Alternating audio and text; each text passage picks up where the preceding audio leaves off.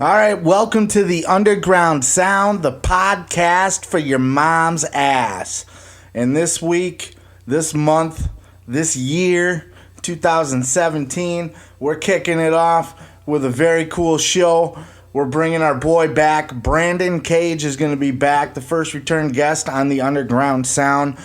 But we're not going to be talking about him and his career this time. We're going to be talking about big, independent music, underground news. We're going to be talking all about the Juggalo Civil War that's making news all around the internet right now.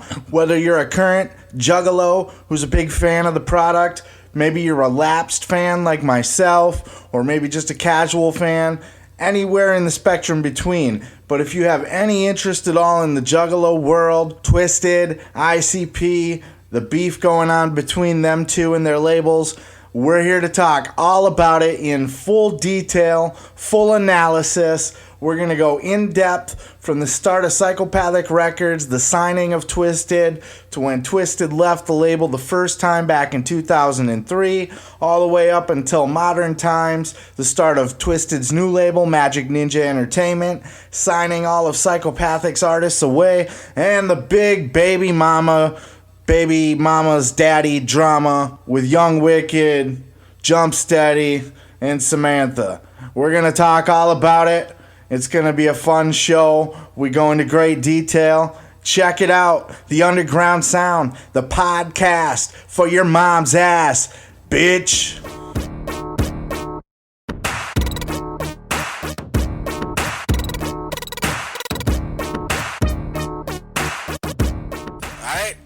I'm here with Branden Cage back on the podcast here. The first repeat guest that I've had, but Branden, we're not here to talk about anything we were talking about last time today. I want to focus specifically on the big news in the underground independent music scene right now, the Juggalo Civil War, and I knew you were the person to talk to about that. You're definitely up on the scene. Most definitely. So what's up? How you been, man?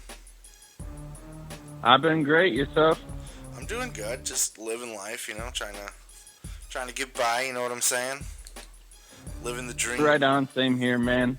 Yeah. Yep. Anything new or good with you? How's the album coming?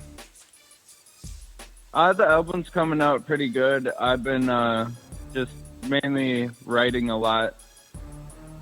Haven't been recording at all yet? Or just a little bit? I got 42 songs written. Holy and shit. I figure once I get to 50 or so, then I'll record them all, and then I'll just take the best out of those, the best 25 or whatever. Wow. See, I have a whole complete different process. I'll write a bunch of songs, but essentially I kind of know where I want to go with an album before I start, and I'll have I'll plot out the concepts. I want to do a song about this, I want to do a song about that, and this is how I want my album to be and what I want on it. And there's always a couple extras that you throw in, and that's what some of the extra content's for, to kind of just fill it out. But yeah, I'm right. much more I know exactly what I'm going to record before I even start with it. That's how my last album went, actually, just because of the fact that everything was just happening in that time period that way, so it just seemed more like a good way to do it. But this one's just a little different. I just feel like making a whole bunch of songs that I like, and then just taking the best out of it. I guess it depends what you're going for too. If you have something major going on in your life that you need to speak about, or your album's gonna have kind of a specific theme, I think that's different than just putting out a dope album with just dope songs. Right, exactly. And, of course, your boy The Sheep will be on Branden Cage's new project whenever that's released. And, of course, Branden Cage will be on your boy The Sheep's new project whenever that's released. So keep your ears peeled for all that flavor. And it's good to... Oh, yeah, 2017, yeah. And that's what it is, man. It's 2017. It's feeling good so far. I'm just excited to kind of get back into it, So excited to have you part of the project. Excited to be part of your project. I think some good things are going to be happening Vice versa, Right, hell yeah. So let's get into it here because for those I'm who down. maybe Juggalos, we're going to be talking about the Juggalo Civil War going on right now. The big Twiztid versus Pretty deep. ICP, Psychopathic versus Magic Ninja Records. We're going to be talking all about it. So if you are a Juggalo, you're going to want to listen to this. If you were a Juggalo, maybe like a lapsed fan or a casual fan, you know, like myself, or somebody that's more into it currently, like Branden is, you're definitely going to want to check this out because this goes way I've been back. seeing shit from all sides, so yeah. Yeah, so, I mean, let's kind of just touch briefly on what's going on without getting into too much detail, and then we'll kind of flesh it out as we talk about it. But, so what's going on right now, To be Branden? honest with you, What's that? yeah, to be honest with you, I kind of, just to make it very general, I think it's like the whose is bigger kind of man ego thing, you know? It's like, oh, which label is better? Who has the better people on it? Like, they're kind of just having a male ego thing going on, you know? Yeah, it's a dick measuring contest, and they're seeing who's got the bigger for cock and sure. balls right now. Yeah, so for those that aren't aware, essentially, Twiztid had left Psychopathic a year ago, 2 years ago, I don't know. We'll get more into detail about Like that. 2 years. Yeah, and now they're kind of, I mean, it was sort of a rough split, but they were, you know, on fairly good working terms still, and now all hell's broken loose. Twiztid signing away artists from Psychopathic. There's some beef and back and forth, some jabs being fired on Twitter. So let's just A lot of family issues. family, yeah, like not just family like whoop whoop Juggalo family either, like family issues. Right. So let's get into it. Yeah, and I think that's like the deeper part of it is the actual, like, you know, Young Wicked having a kid with Jumpsteady's daughter, and that's like the deepest part of this whole thing. Everything else is kind of just throwback, back and forth BS, you know, it's just the male ego thing we talked about, but this shit with Young Wicked is actually like real problems, you know?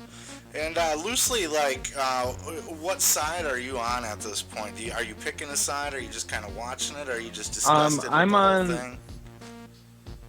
No, like the actual family issues part, like I think that in general just should have stayed away from the public. Like that shit settled behind the camera, behind Twitter and all that stuff. But the actual music part of it, I'm with Magic on it because I think Twiztid should be able to sign who they want. If they're not happy with one label, don't get mad because they're taking the other people. And along with the family issues, if Young Wicked's having issues with, you know, Joe Bruce's brother, you know, one of the main people within the label, of course you would want to leave. You're not going to want to stick around when you've got personal issues with somebody. So, I mean, I kind of stick with it on the Twiztid side, but I mean, I know behind the curtains there's more than any of us would know, you know? Let's go back to the beginning here. You know, for those who don't know or are vaguely aware, Psychopathic Records is a record label that ICP founded way back in 1993. Their first artist that they really signed to the label that they you know, was really just ICP, and you know they kind of hit the mainstream public eye in 1997 with the Great Malenko release and all that drama. And it was about that time that they picked up a group from Detroit called the House of Crazies, which were just another kind of a horror rap group out of the Detroit area where they were from. And Branden, what do you want to add to that, just in general, Twiztid, who they were before Psychopathic, and how that came to be? House of Crazies, well, which, if anyone knows, is now ROC and then Twiztid separately. And I'm actually kind of surprised that they stayed all together through this time. But yeah, Twiztid got their start with Psychopathic, and I mean, I think that's a lot of where the jabs are coming to with all of this, just because they've spent so much time under the label, and people can say what they want to say, but even though I'm more on the side of Twiztid and all this, I respect ICP for what they did. Obviously, there wouldn't be a Twiztid without ICP. I truly believe that. But now that they've grown, like, they can basically do whatever they want. Like, they've definitely had their course with that label, which I understand why they left. So it was about that point, ICP brought House of Crazies onto the label. Well, they didn't bring ROC, he was the third guy in House of Crazies, but they did bring in the duo that would become known as Twiztid onto Psychopathic. They also signed an artist named Misery at that time, who I believe was he already related to Violent J at that time. He was already, his sister was like married to Rob, right? Yeah. Okay, so yeah, Misery was on the label, and I don't know if they had signed Project Born or not. Did they have Project Born signed at that time too, or no? I know they did a lot of tours with Project Born, but I don't remember necessarily if they were part of the label or if they were just on the same label at the time. Because I think, weren't they on Island at that time? And I think Project Born was too. And with that, they got Twiztid signed to Island too. I mean, Twiztid's first album came out. With the re-release of it came out on Island. So Twiztid was like. And so did Freak Show and so on. Right. So Twiztid was like ICP's first major project. Like, after they got themselves established, they wanted to kind of start a label, get the label off the ground. Twiztid was their main project, and Twiztid blew the fuck up. I mean, I remember being a hardcore. They really did. Hardcore Juggalo back then, and Twiztid was, right off the bat, I was enamored with Twiztid, and they lasted for a while. I still love them. Yeah, Twiztid blew up, and it almost got to a point where it was like, some people would say, oh, Twiztid's better than ICP, ICP's better than Twiztid, Twiztid's blowing up on the label. And then in 2003, Dimes, Twiztid left Psychopathic Records. They left and started forgot the name, Magic Records, just Magic, not Magic Ninja, but just Magic Records. Just Magic, yeah. What do you remember Wasn't about that that the time? same time as, that was during Green Book, right? Yeah, that was for the Green Book album, yeah. Yeah. I think they were just trying to do what they're doing now, but it just wasn't the right time. They were trying to, but they weren't. What do you think it was back then that made them want to leave Psychopathic? What do you think was going on? Because, I mean, we all hear the ooh, family, whoop, whoop, we're all in it together. But behind the scenes, it's a business. It's a label. These are separate artists that want their own time to shine. Do you think ICP was lowballing Twiztid? Were they holding them down? What was going on that made Twiztid want to leave the label? I know a lot of the issues was album release dates, like them not being able to release their album close to ICP's release date, and them ordering stuff too, like ordering a very short amount of Twiztid products compared to everybody else when they were blowing up. So they didn't have the opportunity to distribute as much as ICP, so they're kind of getting held back by a label. Why do you think that was? Do you think there was a bit of jealousy on the part of ICP? I think it's more of a business move than anything. But yeah, I mean, behind it, yeah, I think that has to stem from some sort of jealousy that they're going to blow up bigger than, you. But that's kind of... So you think there was a conscious effort to keep Twiztid below ICP? I think so for sure, just because they want themselves to be number one, and I think a lot of as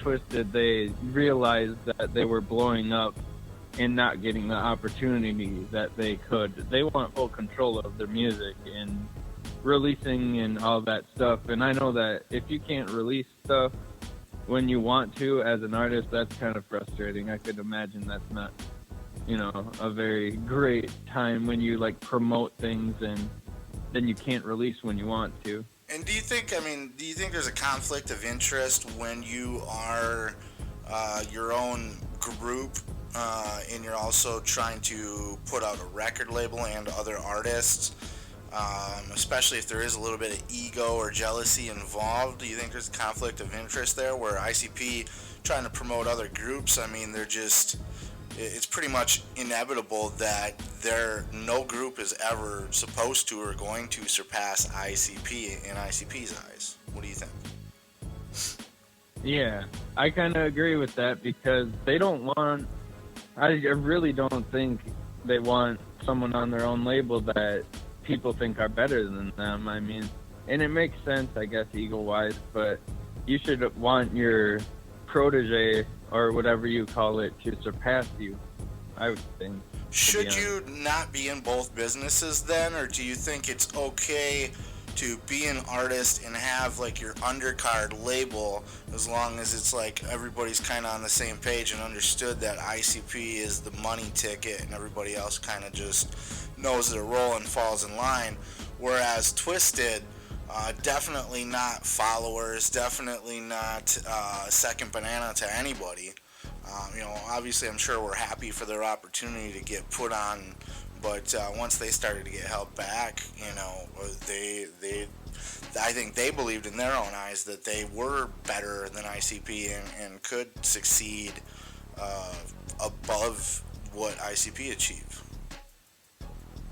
I agree with that, and even though it's a huge conflict with juggalos in the juggalo world that they left in the first place, you got to understand that once you get to a certain point that you kind of need to not be led anymore and just make your own kind of thing. And ABK did it too, and he's not even sharing any distribution costs or whatever for his albums with Psychopathic. He just reps the hatchet.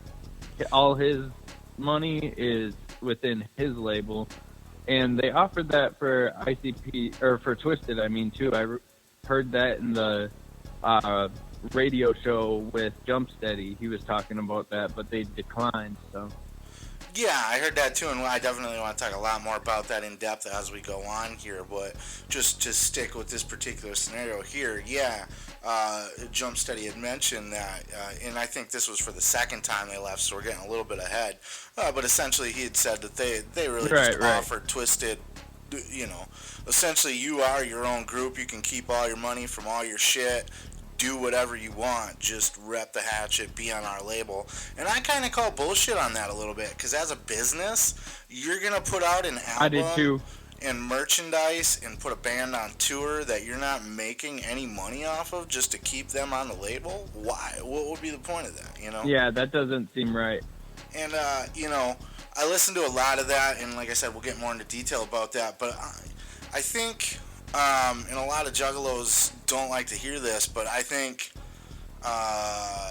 there is a lot of shadiness in Psychopathic. I think there is a lot of lowballing and trying to I do too. Screw people over a little bit, and I do think everybody serves the master of Papa J over there, and that's just kind of the way it is. Yeah. And I think they put on a fake front. They try to babyface themselves a little bit to the public. But, behind the scenes, clearly, like we're saying now, this was what, 12, 13, 14 years ago that they left. Yeah, 12, 13 years ago. Yeah, and then they ended up coming back. So when they left the label, they tried to start Magic Records. They took Tom Dubb with them, much like they took George with them this time around to manage them. They took Tom Dubb from Psychopathic.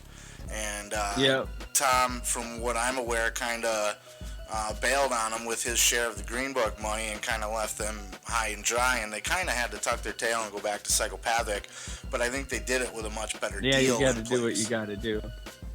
Right. Yeah, I think so too. Because they stayed for a long time. I think they got the proverbial Don status, they got a lot more say in what they did and what happened on the label in general. A lot more creative control, probably a lot more money, I would imagine. Yeah, you could see a huge change, too. You could definitely see a change in their albums after that.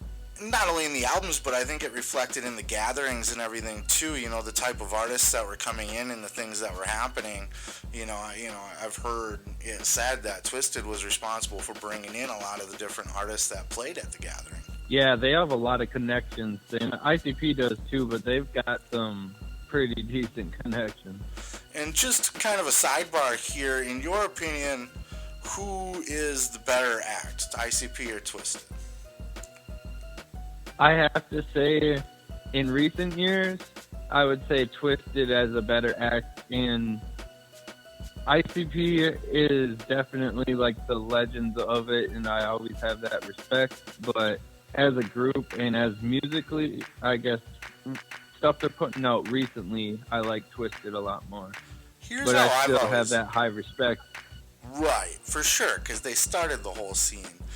The way I've always seen it, I believe Twiztid to be the better, more talented, musically talented. They're better rappers, make better music. Better rappers for sure. Their albums are better. But I believe ICP is kind of that pop culture iconic. When you walk up to any random person on the street and ask them if they've heard of Twiztid, they probably haven't. But if you ask any stranger if they've heard of it, maybe 50-50 chance. If you've heard of Insane Clown Posse, everybody's heard of ICP, and whether they like them or hate them, they've reached that kind of pop culture iconic status. They are legendary, and I think as performers, I enjoy an ICP live show, more than I do a Twiztid show for the theatrics. But no doubt, Twiztid are the better. Yeah, the theatrics artists. Are great. Yeah, so... Yeah, I can agree with that, because there's like a spiritual thing that happens at ICP shows, and I think I just can relate to the songs more, so it's kind of more of a deeper feeling rather than just like the theatric part of it. But I do like both. Right, exactly. So, I think, Twiztid definitely had some legs to stand on when they decided they wanted to leave and thought that they could, but they couldn't. Shit happened. Shit fell apart. They went back Psychopathic, and they stayed there for years, like we said, 13, 14 years it's been. Yeah, years. And, now, have you ever picked up on any kind of disses or any kind of slight, vague cheap shots at ICP or vice versa within the music over the years at all? Definitely. When Twiztid first jumped off, Down With Us is just cuts in the ICP. Like, I don't care what anyone says. Monoxide's verse in Down With Us is just straight cuts. And what album was that off of? That was... Crap, I'm trying to think. Their first one off of was that back in 2013, Crap, 2003, like the Man Smith and Mutant albums? Oh, no. Newer. Oh, yeah, no, I was talking when they actually created Magic Ninja Entertainment. Gotcha. Okay. So there was some definite I'm talking like before this particular time that they left. Anything in between that gap that after, you picked up on? Right, after Green Book times. I would say in the Heartbroken and Homicidal, there was some cuts into it because they talked about some of their mixing from back in Most Tasteless Days, and they like apologized saying that they couldn't do anything about it at the time. So they kind of put some cuts within the mixers in the label, not necessarily straight jabbed at ICP though. Right on. So, ICP builds, or Psychopathic builds as a label. They signed lots of new artists over the years. The Axe Murder Boys were a group that was picked up from winning a contest at the Gathering. It came down to the Players Lounge crew. And I was at that gathering. That was the 06 gathering that was decided. And it was heated, man. And I would say that Players Lounge crew was... the favorite to win. I think people liked them more, even though they were kind of rocking the, people were like, oh, they're a bunch of preppy bitches. They kind of played up on that. I remember they were wearing like I Love Zach Morris and AC Slater shirts and stuff. Whereas the Murder Boys were repping, we're hardcore juggalos and all of that. So they each had their following. Right, yeah. I thought Players Lounge was better. I was never a fan of Axe Murder Boys at all, really, especially Bones Dub, but I really did see potential in Otis, who would become Young Wicked, who we're going to talk a lot about here. I definitely see the potential in him. What were your early thoughts of the Axe Murder Boys? I own all 3 or their albums from Psychopathic. I love them. I don't know. it's just kind of a to each his own thing. I like that style of rap that they began with. More of the fact that Otis can sing, and I like the earlier songs from Bones Dub, but kind of throughout the years it was a little choppy. But Yes. their newest one, the Garcia Brothers, I loved that whole album. That whole album was actually pretty straight, and that's kind of where young Otis became more of like Young Wicked, and he was getting into like that new character, because I remember it was like right after Garcia Brothers that they started kind of promoting it a little bit. And yeah, I mean, Bones Dub was a little bit more choppy, like you said, a little rough around the edges. Not the better of the two by any stretch. Otis had a better flow, and he had a singing. He could sing too. And his singing was unique because to me it was almost like a boy band. And like, shit on it if you want. Yeah, exactly. But I used to secretly, because I was young enough at the time where it was not cool to like them.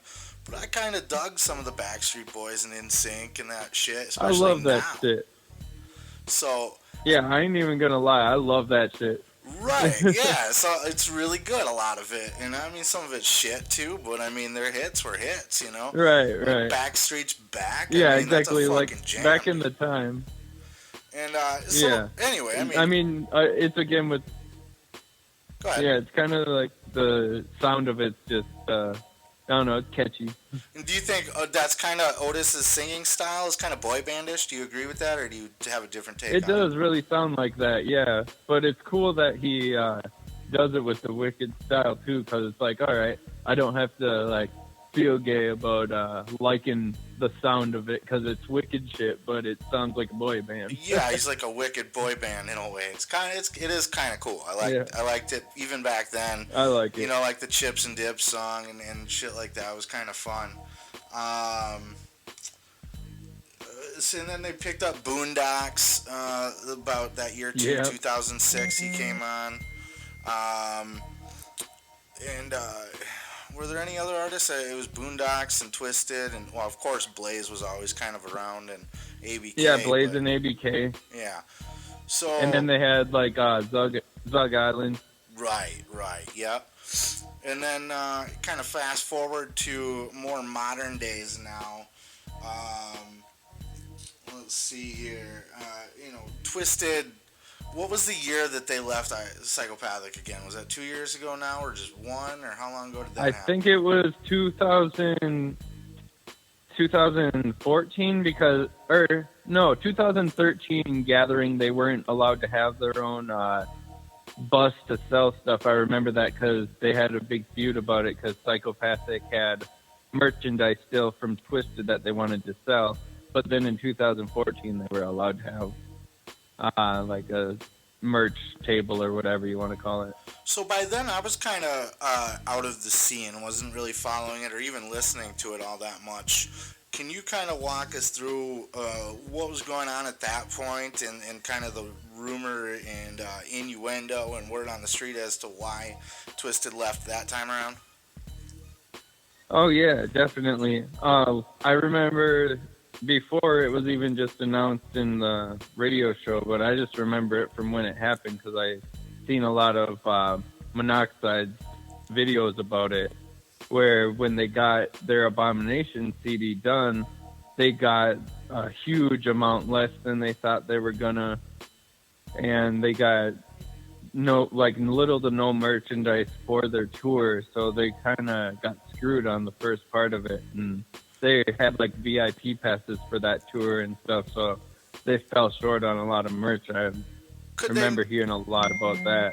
Could they not just reprint, or was it an issue where they were like already out on tour and once it was gone, and then they were missing out on that huge chunk of income? Yeah, it was like their warehouse order for their Abominations album, like for their touring and everything like that. They just had to jump on, and they didn't have as much merchandise and CDs printed off that they wanted. So it also to distribute to like stores and whatnot. So it wasn't like they could just restock when they needed to. It was like they got a tour come up that they got to sell that shit on, and they just didn't have enough to carry them, and that hurt their pockets. Yeah, and like VIP passes, like they offered a bunch of posters and different things that every VIP package came with. And if I remember correctly, they had a shortage for those two. I don't remember 100%, but I thought I remembered hearing that as well. Now, is that really cause to leave a label, or do you think that was just kind of like the straw that broke the camel's back? Built up. Yeah. Just the final straw. I think. What else went I think into that it? it was just a lot of time. What else went into it? Like I had mentioned before, I mean, when you're an artist and somebody tells you that you can't release your album when you want to release it, that kind of puts a little dapper on your plans, especially if you have a time where you want to really promote it. You're already done. I know when I'm done with the album, I want to put that shit out right away. Like, you wouldn't want to wait to start something. You know, if you really dig the album you're on, you don't really want to wait to put it out. So just a lack of creative control and kind of a situation where ICP always came first, or whatever they wanted to do came first, and Twiztid always kind of had to take a back seat to what they wanted to do or were ready to do, just because of ICP. Yeah, I actually thought it was funny because on Abominations they have a song called Second to None with ICP in it, and it's like, seems like it's almost a jab at them, but with them on the song, and it's like, oh my god. Yeah, and that's kind of, I think, Monoxide's definitely the more outspoken of the two. Not that Jamie can't be, but... he ain't afraid to pull jabs at all. He is ready to just start throwing them out there. Right, yeah, he's not one to bite his tongue at all. So they left the label, but No. From what we learned from the Jump Steady interview, and just from what we could tell, because Twiztid was still doing the gatherings and still doing other projects, there wasn't really like this huge rift between them. I'm sure there was, a little bit of sour grapes or a little bit of hard feelings, but they were able to continue working together at that time, correct? Yeah, it was sketchy at first, though. I know that just from going to the gatherings after that. Like 2013, when they did Riders and Lotus, I couldn't see a connection at all. It was like Blaze and Twiztid would help each other with their dubs when they're performing, but it's like Twiztid and Blaze and ICP wouldn't help each other out at all. Like, it was super sketchy on stage. It was just like another like ego battle. They all did it to each other. Like Lotus, they got in a circle at the end, and it looked like they were arguing, but you couldn't really tell.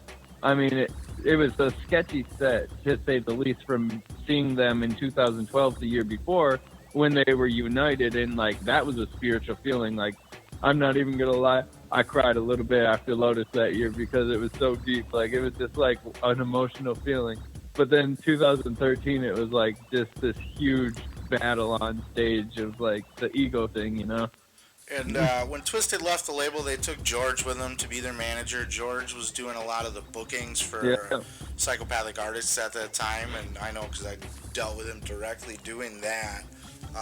He came from Psychopathic. They took Blaze from Psychopathic, but Blaze is their homie. He's not wasn't never really a Psychopathic guy. And Blaze actually got cut by Violent J at first. Yeah, I was gonna say, I always kind of heard Jay never really liked Blaze to begin with.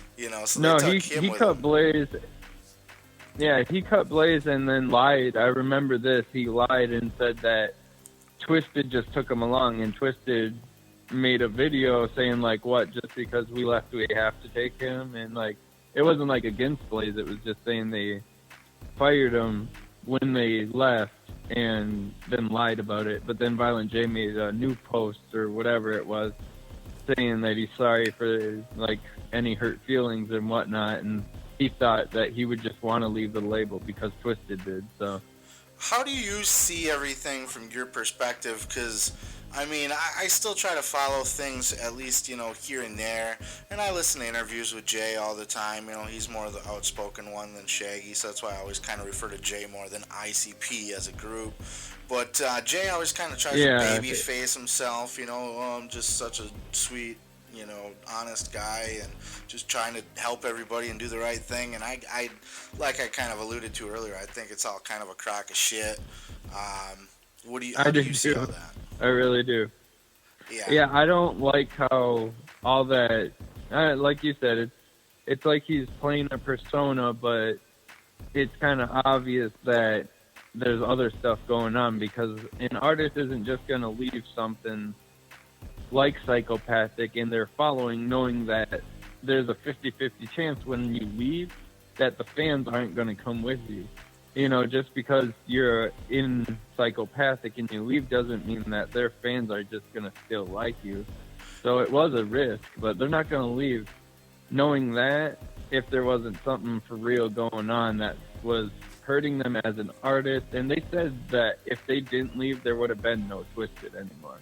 So you could tell there was something deeper than what we know going on. And Twiztid's done that twice now. So it's like once you can kind of see maybe there were some beefs and maybe Jay had to kind of check nuts a little bit and realize that he had to give Twiztid, you know, their what they were owed and kind of give them their proper respects and stop treating them as just second fiddle. But then when it comes up again, that becomes a pattern now where something's going on behind the scenes, even though it was so much later that, you know, it's not a healthy label for Twiztid to be on at that point. And think of it this way. I mean, ABK represents the label, but out of like the family era Juggalos or whatever that were on the label, there's not one of them on the label anymore. Twiztid isn't on it. Blaze isn't on it. ABK's on his own label. ROC is with Twiztid's label as well. Young Wicked, of course, left. Like, none of the family era Juggalos are on the label anymore, and that has to say something. Like, there was deeper shit going on in that label. There's much more to it than what Psychopathic will lead on. Now, at this point, so Twiztid had left. They took Blaze with them. Boondocks left shortly after. But he was no label for a bit after he left the label. Yeah, what was the whole situation with Boondocks? Kind of walk, because again, I wasn't really into the scene as much at that point. What was going on with that? I know that he wasn't happy and that he wanted to bring someone else on the label, like, with him as his kind of dub man, but he wanted to have him paid. I know that.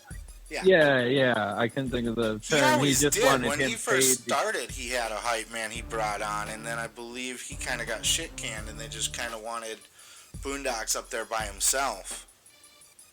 Yeah, and he was kind of unhappy with that and wasn't really getting a lot of promotion. I know that was one of the things, too. He was getting promoted kind of underlined, kind of like Blaze was, too. I mean, Blaze didn't really get the credit I honestly think he deserved on the label, because I like Blaze. I really like him. I mean, Blaze was a phenomenal rapper, and he had tenure. You know, he was there since day one. I remember the early shows, the chant was Blaze Twiztid, ICP, Psychopathic Family. So it was like, he's been there since, way back in the day. He kind of came on board with Twiztid, essentially. He wasn't signed right away, but he kind of came at that time.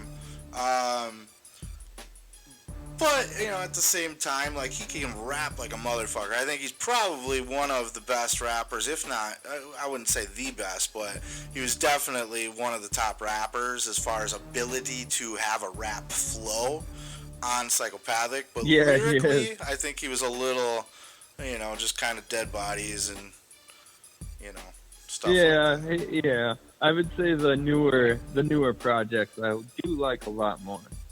And I think that has a lot to do with creative, the creative control as well with him, because now he can do whatever. I think Violent J wrote a lot of his lyrics, but I don't know if that was by choice or... How much creative control did the guys have on the label, and how much was Jay's dirty hands all over it? Because from an outside perspective, I seen it as Jay's dirty paws all over everything. But then I listened to a recent podcast with Kevin Gill. Well, it wasn't recent, it was older, but I listened to it recently, where ICP was on, and Jay kind of talked about his process for new artists. He likes to pick artists that are relatively unknown. He likes to sit with them and craft their first album, and then he said he just lets them go on their own and do whatever they want. Do you believe that to be the case, or no? I think that's, again, with the whole facade thing. I really think that it's more of him having his, not even for money, I think has a lot to do with it, but I think, again, it's more of an ego thing. Like, he can later on say that, well, if it wasn't for me, Blaze wouldn't have, any of his albums from Psychopathic, or Twiztid wouldn't be where they're at. It's like more of an ego, like, well, if it weren't for me, I helped him with that, So kind of having his fingers in everyone's album. what was the word on the Juggalo street when Boondocks left Psychopathic and then, well, I mean, I guess he was officially signed to Magic Ninja Entertainment on Christmas Day, they announced it, but he was kind of in that fold for almost a year or even more. I remember there was a gathering. Yeah, Jay he was doing shows.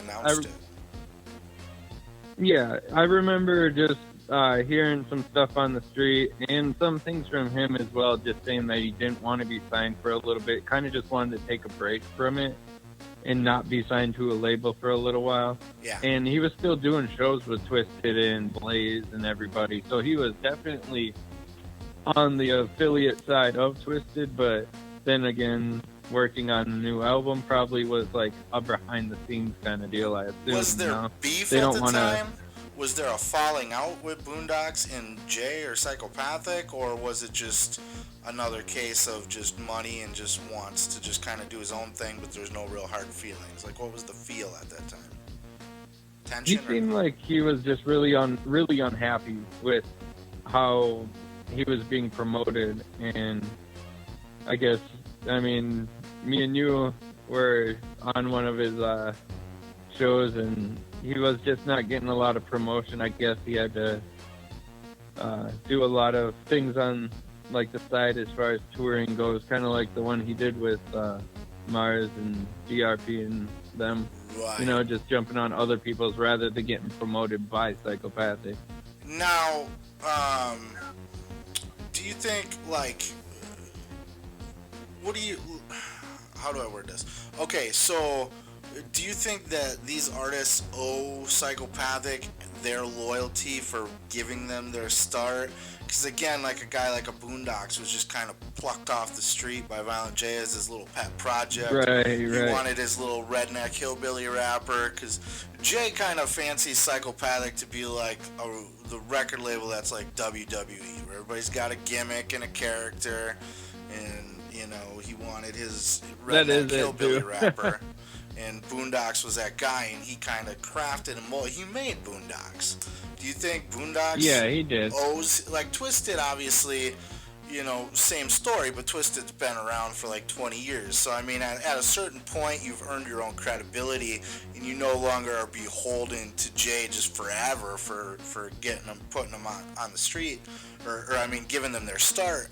But do you think Boondocks has been around long enough to really earn the right to kind of go his separate way, or do you think that doesn't really matter, or how do you see that? Well, I think they all owe ICPs at least the respect, if anything else, for what they started. But as far as, like, when they came in, I think it was just a different story for everyone. Like, when Twiztid came in, they kind of helped each other blow up a little bit more. And I think during the time when Boondocks came, it wasn't as poppin' of a label as it was when Twiztid started. Because when Twiztid started, it was still all fresh and new, and they weren't around as long. Because ICP was still on the rise when Twiztid came in, so ICP was kind of riding that was like their... Yeah, it was like their primer years, so I think it was just more of a fresh idea when they started. So when, like, Boondocks and even, like, AMB first started, I think they just didn't get a lot of hype because the label wasn't really in its primer times when they started. So I think they just kind of got the raw stick. To kind of give Psychopathic a little credit, and we can kind of analyze maybe why this happened, but Jump Study said in his interview that in this did happen. They essentially allowed all these artists to leave the label without, giving them the bone as far as, no, you're locked into a deal. And they let them keep their websites, and they let them keep their masters to their albums. Like, that's just something you don't do. Like, you hear, like, the Suge Knight story where he wouldn't let Dre keep his masters, and Dre just said, fuck it, you can keep them, I don't care. But, like, that's a big thing in the music industry, and Psychopathic just let them walk away with everything. Why do you think that happened? Do you think that was just a heartfelt, peaceful gesture from them, or how do you see that? I think that in the beginning, maybe the idea was to kind of show that wholeheartedness, but I don't know if all of that is 100% true as far as everything goes. I mean, because I remember Twiztid didn't have any of their old albums and stuff on their actual Twiztid shop for at least a year and a half before it wasn't on Psychopathic, and I think there still is Twiztid stuff on Hatchet Gear. But they didn't have like any of their Freak Show or any old albums on their own like shop or whatever you want to call it until after, like way after. I don't know if ICP made a deal with them saying like we need to sell ours before you can start reproducing them or whatever. Right, like empty their warehouse of what they got left over before they could they let Twiztid just keep their shit and start reprinting it. That makes sense. That's actually a good theory. Right. Yeah, it makes sense business-wise. And, you know, I'd also like to add to that maybe Psychopathic knew that they couldn't just burn that bridge with guys like Twiztid. Maybe not so much Boondocks, but the fact that The Gathering and Dark Lotus and Ridas, yeah, The Gathering got affected. All of that they don't want to have that. Twiztid and all these other artists still being kind of part of the scene, so maybe they got to kind of bite their tongue and play nice a little bit so that Twiztid, you know, because when half of your record label leaves and you still try to put on, you know, these group albums and The Gathering, you want those artists to still want to show up. Right, yeah, you can't have a Gathering in my eyes without them, and that they're just always there. It's like they're Tech's not on the label, but I'm just saying, like, it's kind of like having a Gathering without Tech Nine. If you have one without Twiztid, it's kind of not a Gathering to me, you know. And same with like the Juggalo day. Like, if you don't have the kind of starting groups that made the label what it is, it's kind of pointless to me. Right, no I mean, Ridas I don't think is so essential, but Lotus is kind of a big thing, you know. And that's, Lotus is a huge thing. Right, yeah. You need Twiztid to kind of be on the same page and want to be a part of things at that time. So I mean, there was a little bit of beefing, but they were still getting along business-wise because, you know, for whatever reason, you know, like we discussed, a couple different options. They were still working together.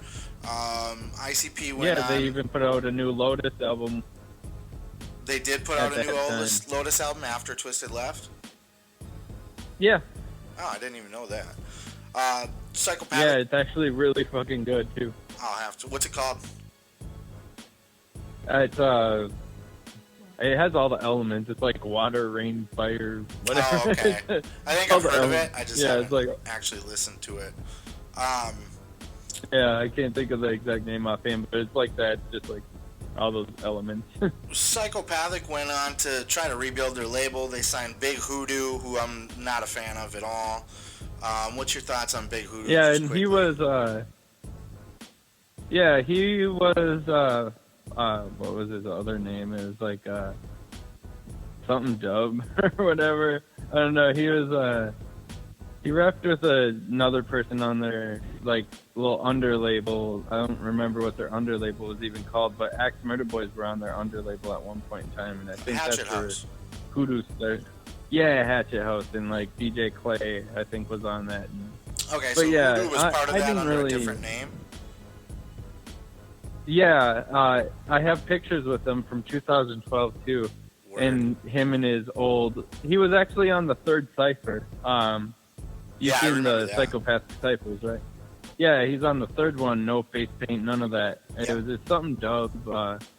Yeah, he used to rap under that name, and I remember in 2012 I seen him before he was Hoodoo, and he just he said that he had big things coming up through the label because they were wearing Psychopathic jerseys, and I was like, are you guys with the label? Because I was with him and Jump Steady in 2012. I ran into all them, and I was like, oh, hey, what's up? They were together walking around.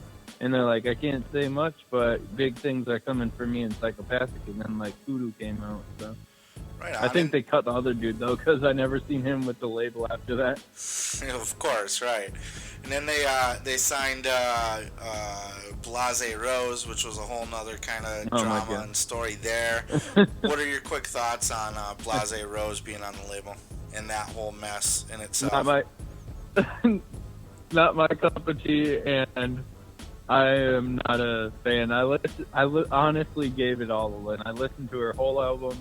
Listen to her song with, I don't know, they have a new one, but I can talk about that later when we get to more people that they've signed. Just for the record, you're a fan of female rappers, so it's not that, because you're a big fan of Snow the Product. Huge fan of female rappers, and I am not a huge fan of what she is. Whatever she's producing, I just don't like it. See, I didn't quite mind her album. I didn't think it was great, but I didn't think it was awful either. I thought it was a fair to a little underwhelming, but it wasn't awful. But just the whole way that she got signed, and I'm not a huge fan sketchy to me. Not a fan of her as a person, even. You know, I watched her sit-down interview with Scotty D from Faggot Lovers, and I kind of got a cunty vibe from her. Me too. Yeah. Yeah. I got kind of like a hoey, junky little vibe. Yeah. Like she was just some label throw around, and then she ended up, getting some conflict with the label, and I think that's honestly how she got signed, because it just was really sketchy. And even when they announced her at that gathering, they were kind of sketched out, like the whole crowd didn't know what to really do. They were just like, okay, who's this bitch? and just for the quick record, this was a chick that Violent J had just took. Jay's got these weird stories. I've heard a couple of them now, because I heard ICP was on Loveline too. I don't know if you've heard. Yep, maybe I remember a year or that. two back. And he's talking about a chick that her dude was in prison or something, and Jay was like flying out to her and like falling in love with her and shit. Kind of the same story with Blase Rose. Just some random chick he started talking to on the internet, fucking fell in love with, started flying out and just banging the shit out of her. And then next thing you know, she's signed to the label, because back to Jay wanting to be WWE, he always wanted a female rapper on the label, and this was his female rapper, his chance to do that. Yeah, because his wife, ex-wife, whatever, I heard they split. Sugar Slam is not really a rapper, but right. Yeah, so he was trying to they were trying to reboot the label, but the shittiest artist. I thought the one shining star on that, or at least top prospect, was the transformation of Otis from Axe Murder Boys to becoming Young Wicked. Man, like I said, I was never a fan of Axe Murder Boys, though I did always kind of see potential in Otis. So I never gave it a chance. But in this whole mess kind of got me tuned into Young Wicked, and I went back and I listened to that Slaughter album, which was released on Psychopathic, and damn, what a CD! Yeah. Holy hell!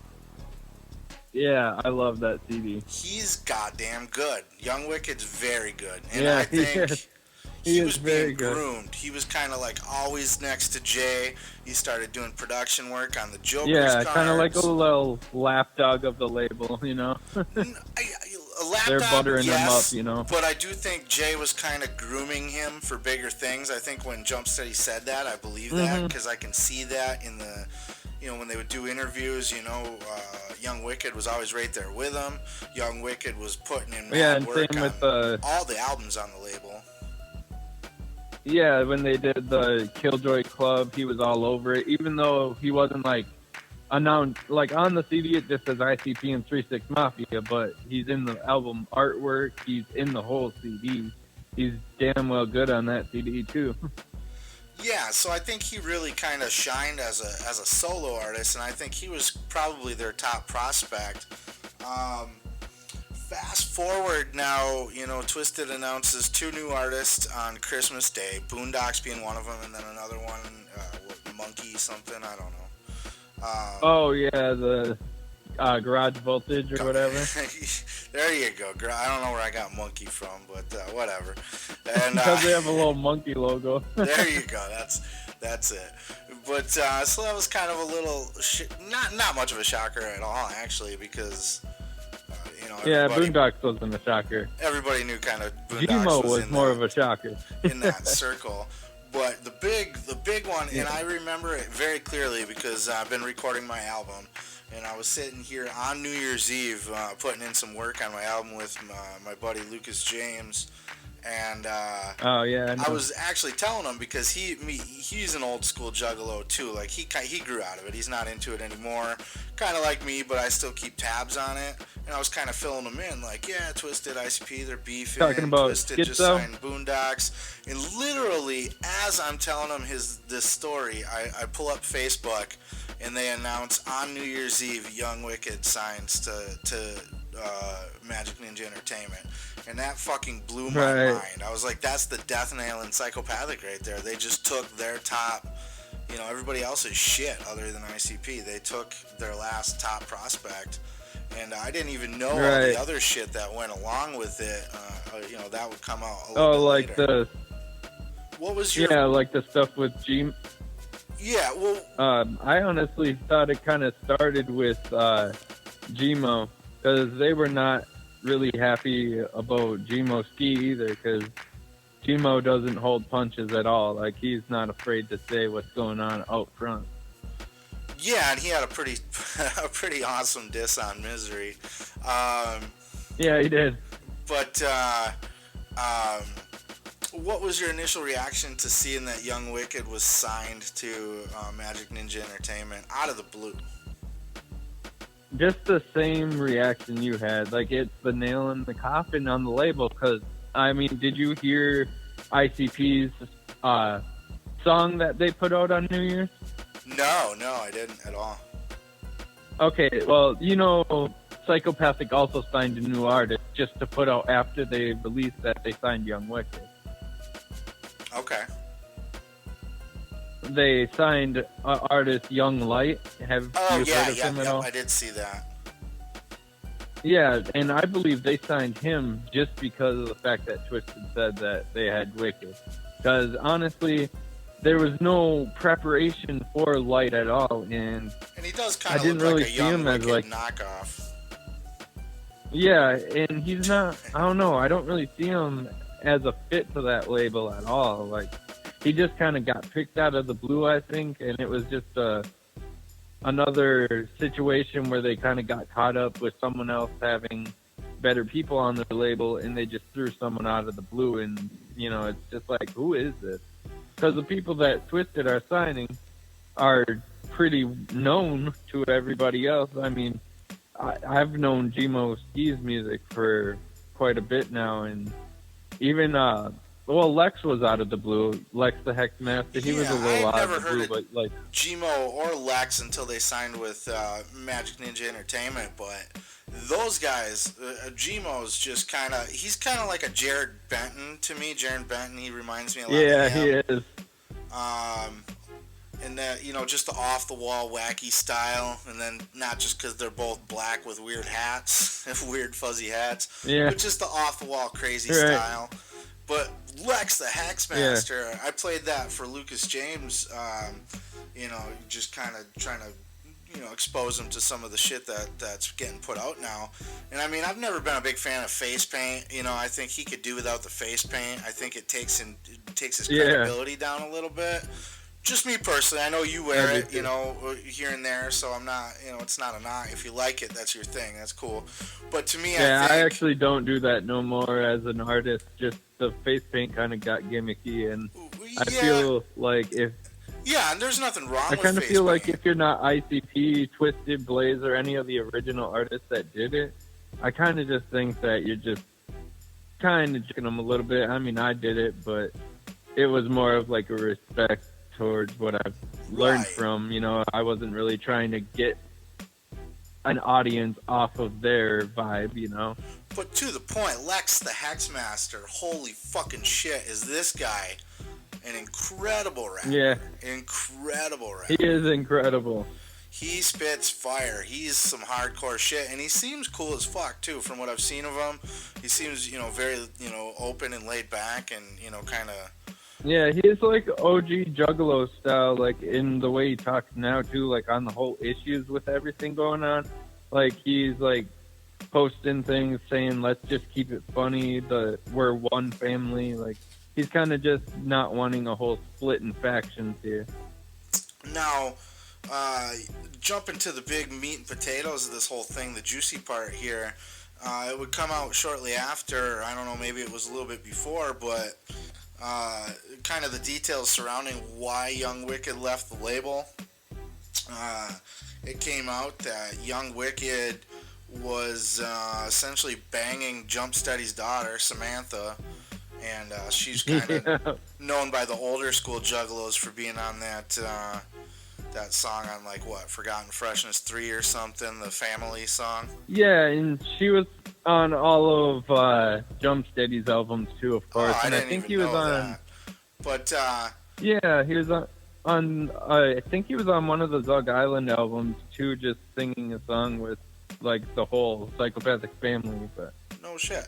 So he was banging her on the side behind everybody's back, and apparently he's got like a fiance and kids back in Colorado, and he was sleeping around on them, which is their own private business. But all this kind of came out, and he ended up knocking up Jump Steady's daughter. So now he's like officially actual real life family, not just Juggalo family. And he hid it and he lied about it, and this really offended Jump Steady, and offended Misery too, because that's Misery's niece. And as far as Misery's concerned, I won't say a lot about him, but I think Misery's kind of a piece of shit. I never liked Misery. Yeah, I never don't liked like his music. Back when he stabbed Madrox at some point, I believe. Is that correct? Stabbed Madrox. Yeah, he's just not anybody that I really care about. So his opinion doesn't matter much to me. No, I don't either. But he's in the mix because it's his sister that is married, or is Sam. It's his sister had Sam with Jump Steady, so they're all family. So it's Misery's niece, and now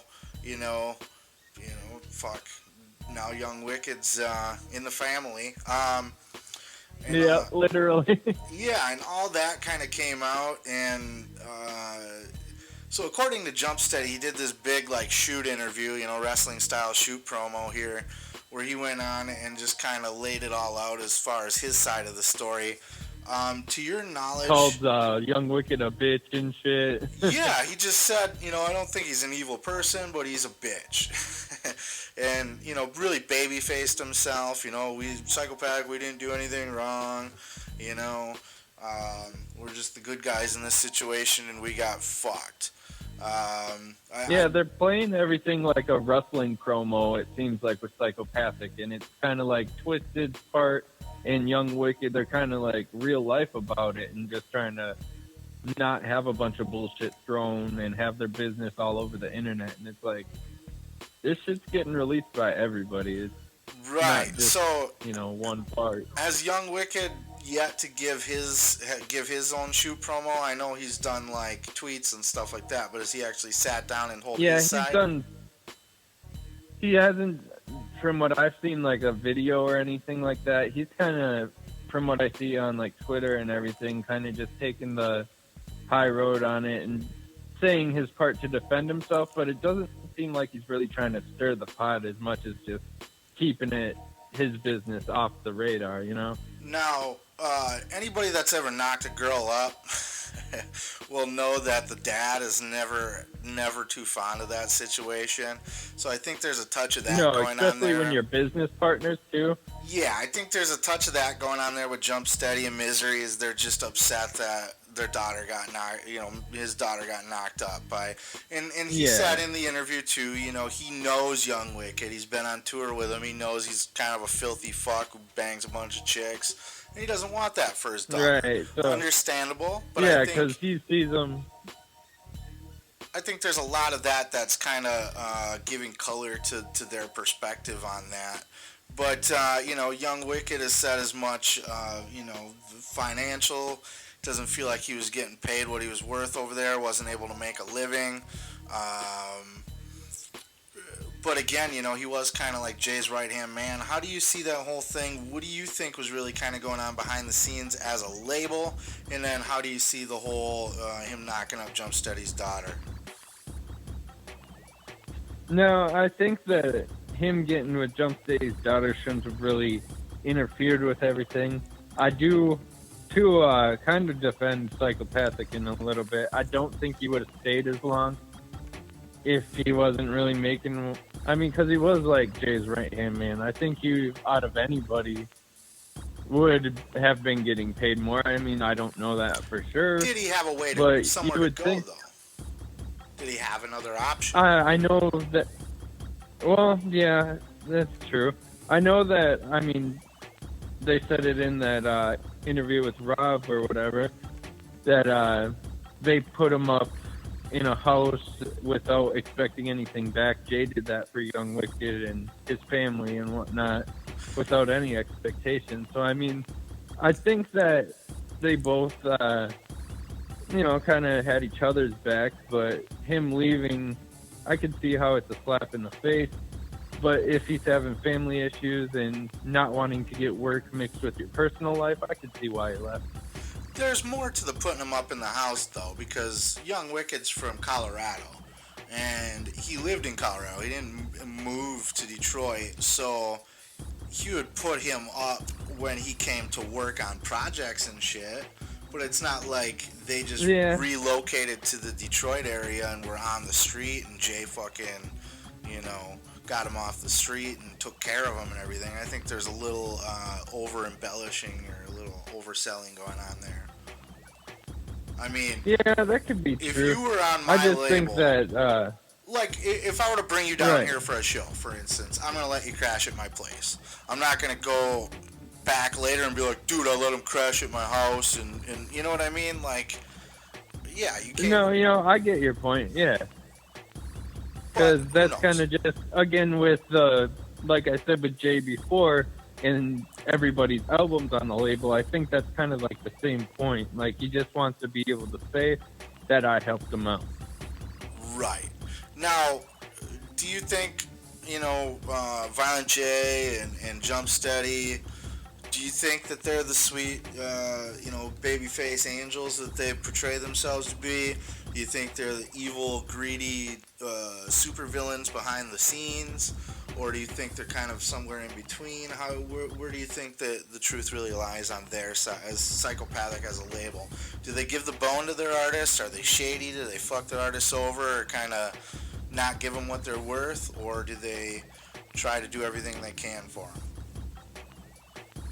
Honestly, I think that if what they said in their music was actually how it went, it would be a different story. But I think that they try to make themselves seem like they're always looking out for everybody but themselves. But in honesty, they're businessmen.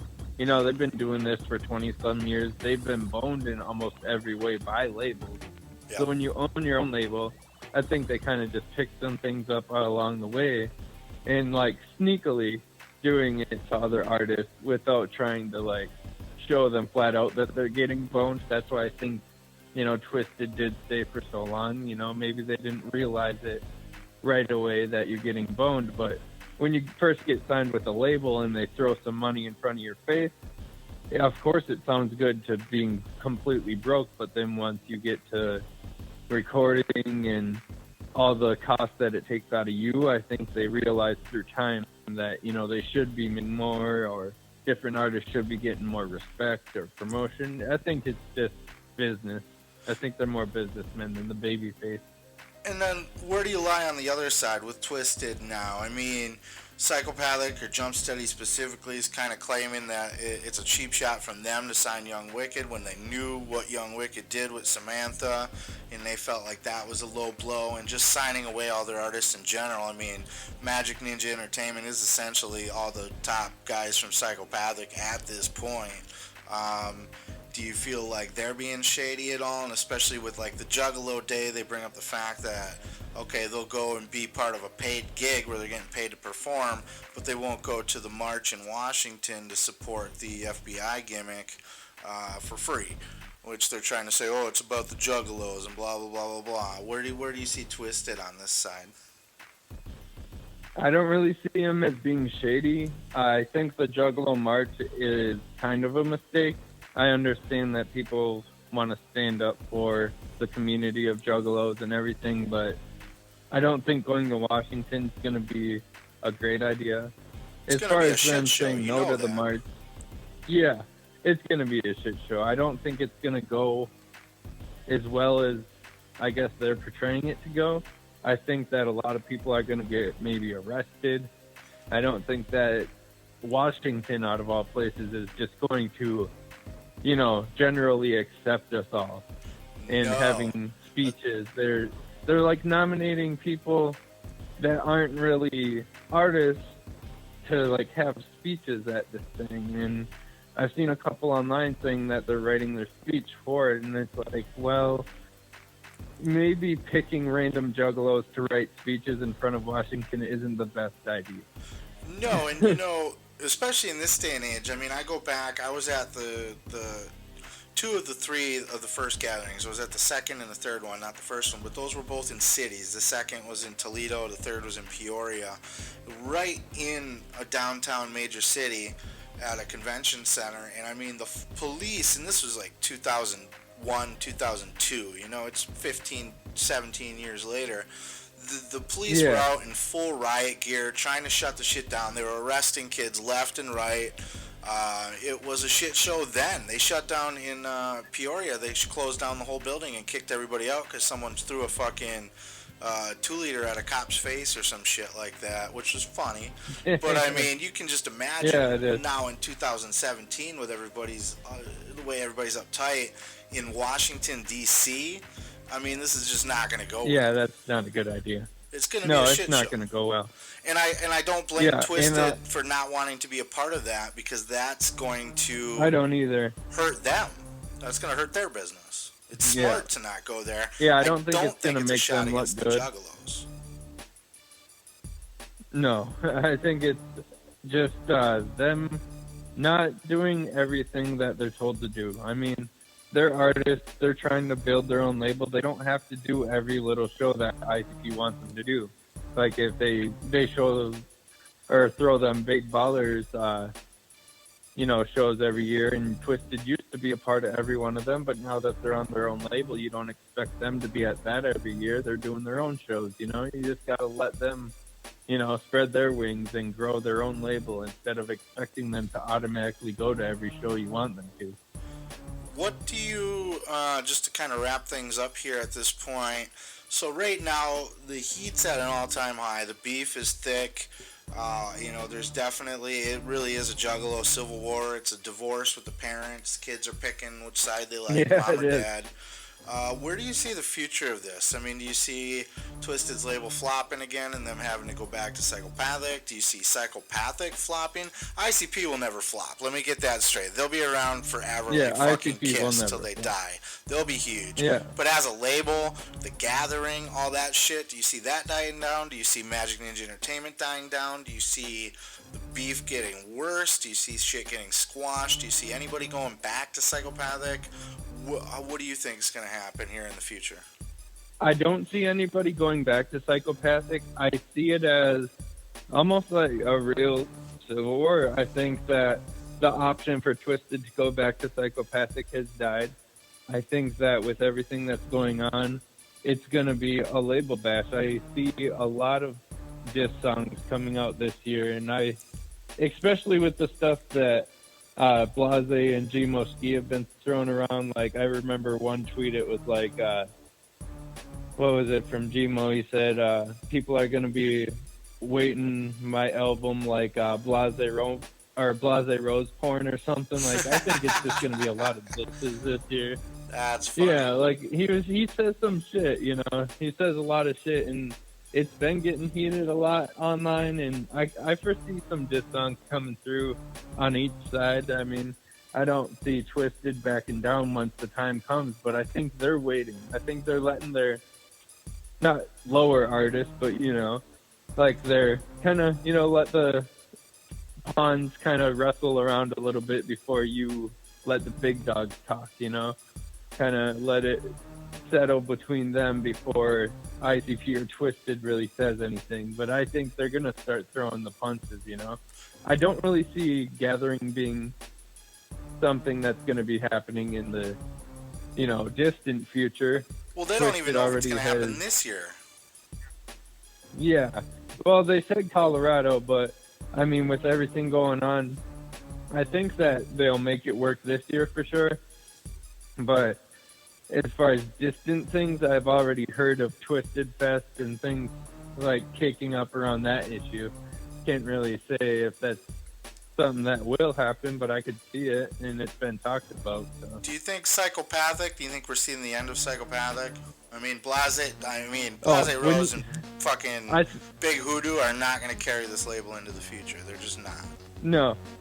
And neither is Young Light, and I'm sorry to say that to anybody that's a fan of him, but I really just don't think he belongs. And if you listen, I'll send you the link to that new Psychopathic song. It's Everybody on the Label, though, and that kind of just showed how horrible things have gotten.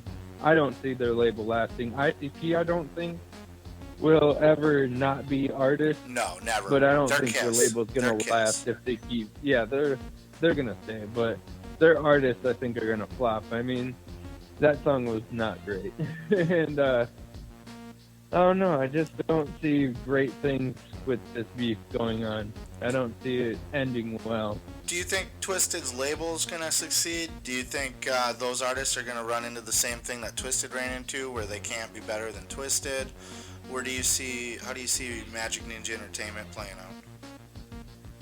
I think Magic Ninja is kind of rolling more like Strange's. Like, they're more of a family, it seems like, kind of like Strange, where, like, Ritz has better songs than some songs that Tech Nine does, but it's not like there's a huge ego clash. And I feel the same way with Twiztid and some of the artists on their label. It's like, I like all their music. Young Wicked might put on a song that's better than one of Twiztid's, but it doesn't mean that they're going to feud about it, I don't think. I think it's more of like they're trying to just help everybody on the label. And I don't think they think anybody's better than anybody. And they don't seem to be pushing that creative control. They seem to be just like, you come on, do your own fucking thing, and we'll put you out. Yeah, and they're helping, like, have you heard the Young Wicked CD that he put out with Magic Ninja yet? Vengeance? Yeah, fuck yeah, it's amazing. Yeah. I am a huge Young Wicked fan at this point. I'm super high on Young Wicked. I'm recently discovering him. He's been around forever, but like I said, I was an A and B hater, and I just never gave him a chance with his recent incarnations. Right, no, I mean, I had my days with that too, so... But God damn it! I always bought the album. Yeah, he is good. I think that he has a bright future regardless of what happens. But I think Psychopathic as a label is falling, and you can't really blame the artist that jumped for jumping when they see a better label and it's fresh. It's got a new face to it. Even though it's Twiztid, we all know who they are. We all know Blaze, but just the fresh face of Magic Ninja compared to the same thing we've seen, year after year. And you got Gmo, and you got Lex the Hexmaster, and they're talented as fuck. They're not shitty, crappy artists that put out crappy music like Blase Rose. And, they give a fresh new feel to the label. Do you see Young Wicked going, maybe not re-signing with Psychopathic, but, I mean... He's family now, whether anybody likes it or not. He is essentially fucked himself into the family, legit. Do you see that? I think eventually they're just gonna have to. Do you see that? They're gonna have to eventually, just because. Yeah, I think so. I think eventually they just got to do that. They're gonna grow up. They're not gonna want his, granddaughter, son, whatever they have, to be away from him, by any means. And I think they're just going to have to do it because they're, they're family now. They can't choose anything. Right. Yeah, and I see that too. I think that part of it will blow over eventually. Like I said, I think, because first of all, they worked together and there was a little bit of kind of doing it behind Rob's back, and then just the fact that nobody likes to see their daughter getting fucked by some fucking sleazebag that they know Touring is out artist. banging groupies.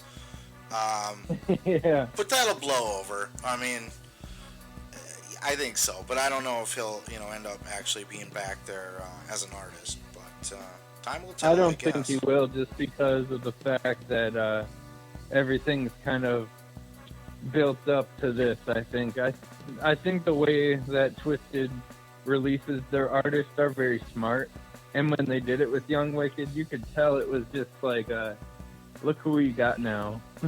Right. Yes. For sure. All right, well, I think that pretty well covers the story. Any final words or thoughts on the Juggalo Civil War? Well, I just hope everybody that does go to Juggalo Day this next month keeps it civil, because I know people already had talked about wearing what side they choose at the Juggalo Day, because it could possibly be the last Lotus performance that we have. I mean, it's the last one scheduled, and who knows if they'll be at the gathering or not to do it. So I know people were talking about wearing what side they choose, so I just hope it kind of is civil, and I hope that the best happens with all this. I don't know exactly what's going to go down, but I think a lot of drama is headed our way. And Branden Cage, finally, just plug your shit. Like, where can people hear you? Where can people hear your music? What do you got coming out? Where can they follow you? All right. Well, you can find me at facebook.com/LILDYMEZ and then the number 10, and soundcloud.com/Branden BRANDEN -Cage CAGE, and you can find me at Twitter Branden Cage 10. Wow, can't talk. And on YouTube as well, if you just search Branden Cage, you'll find me, Little Reptile Dinosaur. All right, and you can check me out on his one of his fresh new tracks that's going to be coming to an album near you very soon, and he'll be on one of mine as well, like I said. Great talking to you again. I just, as soon as I heard about this and was kind of getting into it, and especially listening to that Rob Bruce interview today, I mean, I just knew I had to talk to you about it and kind of get your perspective too, and I kind of wanted to record it, because why the fuck not, right? So. All right, exactly. Why not? Yeah, it was great being on, and I appreciate the opportunity. Yeah, man, much love. You have a great day. Great night, I should say. Much love. Whoop, whoop. All right, Dimes, peace. You have a good night. Yeah, peace. You too.